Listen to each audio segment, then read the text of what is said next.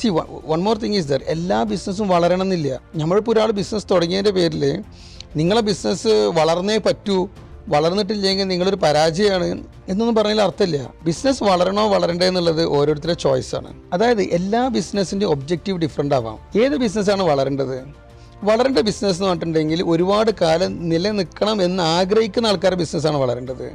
ഈ business next ജനറേഷന് കൊടുക്കാനുള്ളതാണെന്നുള്ള ബിസിനസ്സുകാരാണ് വളരാൻ വേണ്ടി.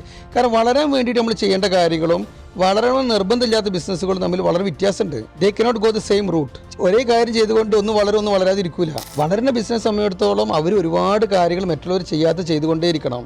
ഒരുപാട് എഫേർട്ട് ഇടണം, ഒരുപാട് ഇൻവെസ്റ്റ് ചെയ്യണം, ഒരുപാട് സിസ്റ്റംസും പ്രോസസ്സൊക്കെ ബിൽഡ് ചെയ്യണം. പക്ഷെ അറ്റ് ദ സെയിം ടൈം ഈ ഒരു പോക്ക് ഇങ്ങനെ പോയാൽ മതി, ഒരു 10-15 കൊല്ലം ഇങ്ങനെ പോയാൽ മതി, അത് കഴിഞ്ഞ് ഞാൻ റിട്ടയർ ചെയ്യും, പിന്നെ മക്കളൊക്കെ വേറെ പരിപാടിയും ജോലിയൊക്കെ ആയിട്ട് പോകാനുള്ളതാണെന്ന് വിചാരിക്കുന്ന മനുഷ്യന് ഇങ്ങനൊന്നും പ്രയാസപ്പെടേണ്ട ആവശ്യമില്ല. So what I M saying is that ഒരാൾ ബിസിനസ് തുടങ്ങിയതിൻ്റെ പേരിൽ അയാൾ വളരാൻ നമ്മളയാൾ പ്രഷറൈസ് ചെയ്യേണ്ട ഒരു ആവശ്യമില്ല. It is his choice. അയാൾക്ക് അങ്ങനത്തെ ഒരു ഫ്യൂച്ചർ പ്ലാൻ ബിസിനസ്സിന് ഇല്ലാന്നുണ്ടെങ്കിൽ അത് അയാളുടെ ഒരു സെൽഫ് എംപ്ലോയിഡ് ഓപ്പർച്യൂണിറ്റിയാണ്. And he's having fun with that. അങ്ങനെ ചില ആൾക്കാരുണ്ടാവും, they are enjoying that business. അവർക്ക് അവരുടെ കസ്റ്റമേഴ്സിനായിട്ട് പേഴ്സണൽ റിലേഷൻഷിപ്പ് ഉണ്ട്.